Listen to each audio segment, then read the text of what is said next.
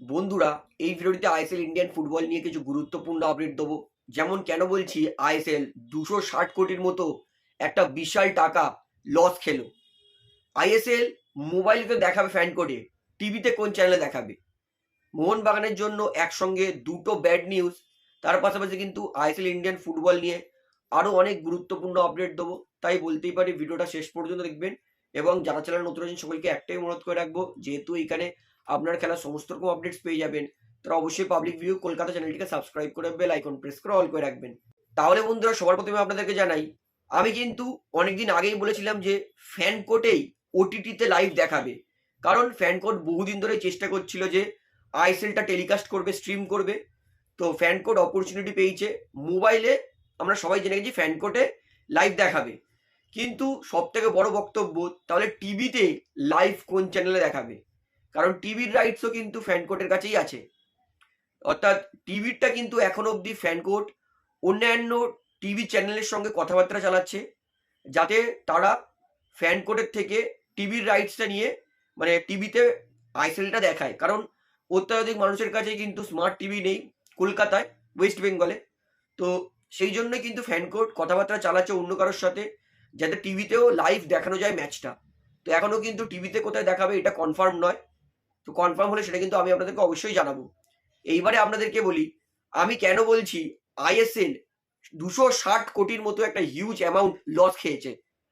Last বছর পর্যন্ত ISL broadcast থেকে পেত 275 কোটি। মাই গড, 275 কোটি মানে বুঝতে পারছেন? সেইটা এক ধাক্কায় ব্রডকাস্ট নেমে গেছে ফ্যান কোড 8 কোটি 60 লক্ষ এবং কেপিএস গ্রুপ 5 কোটি 20 লক্ষ। মানে ভাবুন, কোথায় 275 কোটি আর কোথায় আপনার ওই 12-13 কোটি। অর্থাৎ এক ধাক্কায় কিন্তু আইএসএল এর ব্রডকাস্টের বিশাল ক্ষতি হয়েছে। এরপরে আইএসএল এর 13টা ক্লাব, এর মধ্যে যে 3-4 কোটি বাঁচবে, 13টা ক্লাবের মধ্যে 3-4 কোটি যদি ভাগও করে 14টা ক্লাবের মধ্যে, তো কোন ক্লাব কতটা ক্ষতিপূরণ পাবে? তো দেখুন, সেটা আমাদের কনসার্ন নয়। আমার, যেহেতু আপনারা ভারতীয় ফুটবল দেখেন, তাই পুরো ডিটেলসই আপনাদের জানানোর আমার দায়িত্ব, তাই বলে দিলাম। তাহলে এইবারে আপনাদেরকে বলি, মোহনবাগান ফ্যান্সদের জন্য খারাপ খবর, তারপরে ভালো খবরটা দেব। সবার প্রথমে আশিস রায় পুরোপুরি কনফার্ম যে তিনি কয়েক মাস আইএসএল থেকে ছিটকে যাবেন। আইএসএল হবে তো 3 মাস। তো ভাবুন, 2 মাসও যদি আশিস রায় ছিটকে যায় বা 1.5 মাসও ছিটকায়, তাহলে তার ফিট হয়ে ম্যাচ ফিট হতে হতে টুর্নামেন্ট একদম লাস্টের দিকে চলে যাবে। অর্থাৎ এই বছর আইএসএল এ আশিস রায়কে খেলবে না ইঞ্জুরির জন্য, হাঁটুর ইঞ্জুরির জন্য। সেটা ধরেই চলুন যে আশিস রায় এই বছর আইএসএল খেলবে না। এটা কিন্তু সত্যি মোহনবাগানের জন্য ব্যাড নিউজ। কারণ আশিস রায় যথেষ্ট ভালো প্লেয়ার। তো মোহনবাগানের কিন্তু রাইট ব্যাকের পজিশনটা কিন্তু খালি হয়ে যাবে। মোহনবাগান ফ্যান্সদের জন্য আরও একটা খারাপ আপডেট, মোহনবাগান সুপার জায়ান্টস দলের উইঙ্গার সালাউদ্দিন তিনি যাচ্ছেন কেরালা ব্লাস্টার দলে। অর্থাৎ ভালো লাগছে, সালাউদ্দিন মোহনবাগান দলে সেরকম অপরচুনিটি পায়নি সিনিয়র টিমে। তবে কেভিএফসি দলে সিনিয়র টিমে খেলবে এতে কোনো সন্দেহ নেই, যথেষ্ট ভালো স্কিল আছে, আমরা দেখিয়েছিলাম সুপার কাপে। সালাউদ্দিন তিনি মোহনবাগান ছেড়ে চলে যাচ্ছেন, অর্থাৎ আরও একটা রাইট উইংয়ের প্লেয়ার মোহনবাগান ছেড়ে চলে যাচ্ছে।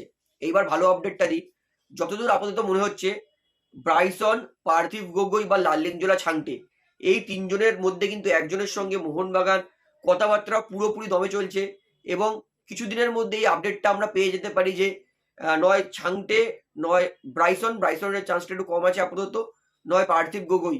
এই তিনজনের মধ্যে কিন্তু একজন খুবই তাড়াতাড়ি মোহনবাগান দলে সই করতে পারে।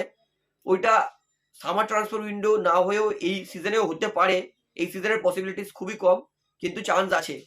তো মোহনবাগানে আশা করি এই তিনটে উইঙ্গারের মধ্যে একজন আসলে অবশ্যই রাইট ডান প্রান্তে ভালো খেলবে।